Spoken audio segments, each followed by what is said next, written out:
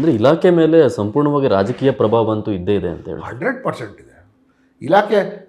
ಇಲಾಖೆ ಸರ್ಕಾರದ ಅಂಗ ಅಲ್ವಾ? ಹೌದು, ಇದೇ ಇರುತ್ತೆ. ಓಕೆ. ಈ ಕಾನೂನು ಸುವ್ಯವಸ್ಥೆ ಅಂತ ವಿಚಾರ ಬಂದಾಗ ರೌಡಿಸಮ್ಮು ಅದೆಲ್ಲ ಬೆಂಗಳೂರಲ್ಲಿ ಒಂದಿಷ್ಟು ಬೆಳಕಾಗಿ ಕಾಣುವಂತಹ ವಿಚಾರಗಳು. ನೀವು ಇದ್ದಂತಹ ಸಮಯದಲ್ಲಾಗಿರ್ಬೋದು ವ್ಯವಸ್ಥೆಗಳು ಯಾವ ರೀತಿಯಾಗಿತ್ತು, ನಿಯಮಗಳಾಗಿರ್ಬೋದು, ಹಾಗೆ ಇವತ್ತಿಗೆ ಇರುವಂತಹ ನೋಡಿ, ಪ್ರತಿದಿನವೂ ಬೆಂಗಳೂರು ನಗರನೇ ಇರಲಿ ಅಥವಾ ರಾಜ್ಯನೇ ಇರಲಿ, ಅಷ್ಟು ಏನು ಘಟನೆಗಳು ನಡೆದಿರುತ್ತಲ್ಲ, ಗೃಹ ಸಚಿವರು ಗಮನಕ್ಕೆ ತರಬೇಕು. ಮತ್ತು ಕೆಲವು ಮುಖ್ಯ ಘಟನೆಗಳು ಮುಖ್ಯಮಂತ್ರಿಗಳು ಗಮನಕ್ಕೆ ತರಬೇಕು. ಆ ಘಟನೆಗಳ ಬಗ್ಗೆ ಮಾಧ್ಯಮ ಅಥವಾ ಸಾಮಾಜಿಕ ಜಾಲತಾಣ ಟಿಪ್ಪಣಿ ಮಾಡೋಕ್ಕಿಂತ ಮುಂಚೆನೇ ಇವರಿಬ್ಬರು ಏನಾದರೂ ಅದರ ಬಗ್ಗೆ ಸ್ಟ್ಯಾಂಡ್ ತೊಗೊಂಡ್ಬಿಟ್ರೆ ಅದು ನಮ್ಮ ಕಂಟ್ರೋಲ್ ಮೇಲೆ ಇದ್ದಂಗೆ ಇರುತ್ತೆ. ಇವರು ಅದಕ್ಕಿಂತ ಮಾತಾಡೋಕ್ಕಿಂತ ಮುಂಚೆ ಸಾಮಾಜಿಕ ಜಾಲತಾಣ ಅಥವಾ ಮಾಧ್ಯಮದಲ್ಲಿ ಬಂದುಬಿಡ್ತು ಮತ್ತು ಅವ್ರದ್ದೇ ಒಂದು ಒಪಿನಿಯನ್ ಶುರು ಆಯಿತು ಅಂದರೆ ಅದು ಒಂಥರ ಅಶ್ವಮೇಘ ಇದ್ದಂಗೆ. ಅದಕ್ಕೆ ಯಾರಿಗೂ ಹಿಡಿಯೋಕ್ಕಾಗಲ್ಲ. ಅದು ಸಬ್ಜೆಕ್ಟ್ ಅಶ್ವಮೇಧ ಅಲ್ಲಿಗೆ ಹೊಟ್ಟೋಗತ್ತಿದ್ದು. ಸೊ ನಮ್ಮ ಕೆಲಸ ಏನಂದರೆ ಎಲ್ಲ ಆ್ಯಕ್ಟಿವಿಟಿ ಮೇಲೆ ನಿಯಂತ್ರಣ ಇಟ್ಟಿರಬೇಕು.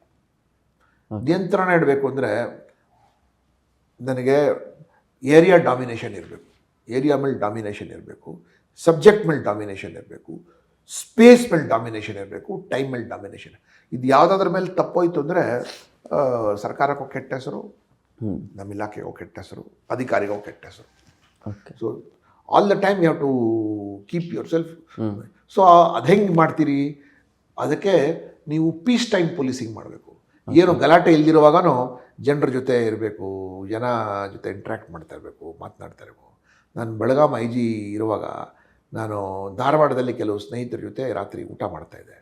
ನನಗೊಂದು ಕರೆ ಬಂತು, ಬಾಗಲಕೋಟೆಯಲ್ಲಿ ಇಂಥ ಒಂದು ಕಡೆ ಜನ ಸೇರಿದ್ದಾರೆ, ಗಲಾಟೆ ಆಗ್ತಾಯಿದೆ ಅಂತ. ನಾನು ತುರ್ತಾಗಿ ಬಾಗಲಕೋಟೆ SP ಫೋನ್ ಮಾಡಿದೆ. ಏನಪ್ಪ ಅಲ್ಲಿ ಏನಿಲ್ಲ ಸರ್, ಎಲ್ಲ ಸರಿ ಇದೆ ಸರ್, ನನ್ನ ಗಮನಕ್ಕೆ ಏನೂ ಬಂದಿಲ್ಲ ಅಂತ. ನೋಡಪ್ಪ ಅದು ಏನಿದೆ ಏನು ತಿಳ್ಕೊಂಡು ನಂಗೆ ಅರ್ಧ ಗಂಟೆಯಲ್ಲಿ ಫೋನ್ ಮಾಡು ಅಂತ. 15 ನಿಮಿಷಕ್ಕೆ ಫೋನ್, ಸರ್ ಸ್ಟೇಷನ್ ಮುಂದೆ 150 ಜನ ಸೇರಿದ್ದಾರೆ ಸರ್ ಇಂಥಲ್ಲ. ಮತ್ತೆ ತಿಳ್ಕೊಬೇಕಲ್ಲಪ್ಪ. ಸಿ ದಟ್ ವಾಸ್ ಮೈ, ನಾನು ಹೋದ ಕಡೆಲ್ಲ ಪತ್ರಕರ್ತರು ಯಾರಿಗೂ ನಾವು ಇವ್ನು ಸಣ್ಣವನು ಅಂತ ಅವ್ನಿಗೆ ಇಗ್ನೋರ್ ಮಾಡಬಾರ್ದು. ಓಕೆ. ಸೊ ಎಲ್ಲರಿಗೂ ಕೇಳಿಸ್ಕೋಬೇಕು. ಎಲ್ಲರೂ ಫೋನ್ ಕಾಲ್ ತಗೊಳ್ತಾ ಇದ್ರೆ ಎಷ್ಟು ಇಲ್ಲ ನಮ್ಮ ಫೋನ್ ಮಾಡಿದ್ರೆ ನಮ್ಮ ಮಾತು ಕೇಳ್ತಾರೆ ಅಂತ. ಮತ್ತು ಮುಕ್ತವಾಗಿ ಭೇಟಿ, ಕೆಲವರು ಅಧಿಕಾರಿಗಳು ಯಾರಿಗೋ ಭೇಟಿನೇ ಮಾಡಲ್ಲ. ಅವರು ನಾನು ಯಾಕೆ ಭೇಟಿ ಮಾಡಬೇಕು, ಮಾತಾಡಬಾರ್ದು. ನಾನು ಬ್ಯಾಂಗ್ಳೂರ್ ಸಿಟಿ ಪೊಲೀಸ್ ಕಮಿಷನರ್ ಇರುವಾಗ ನಾವು ಇವರೆಲ್ಲ ಹೇಳ್ತಾರೆ, ಈ ಸಿಟಿ ಮಾರ್ಕೆಟಲ್ಲಿ ಇರೋ ಜನರಿಗೆಲ್ಲ ನನ್ನ ಭಾಗ ಯಾವಾಗಲೂ ತೆಗೆದಿರುತ್ತಪ್ಪ, ಯಾವಾಗ ಬೇಕಾದ್ರೂ ಬಂದು ನೋಡ್ಬೋದು ಅಂತ. ಅದು ಒಂದೇ ಅಲ್ಲ, ಪ್ಲಸ್ ನಾನು ಅವಾಗ ಈಗ ಈ 102 ಇದಲ್ಲ, ಅವಾಗ 100 ಇತ್ತು. ನನ್ನದು 100 ಕಾಲ್ ಮಾಡಿ ವಾಯ್ಸ್ಲಾಗ್ ಕರೆಸಿ, ಚೀಟಾಗಿ ಕರೆಸಿ, ಏನೂ ಆಗದೆ ಇದ್ರು.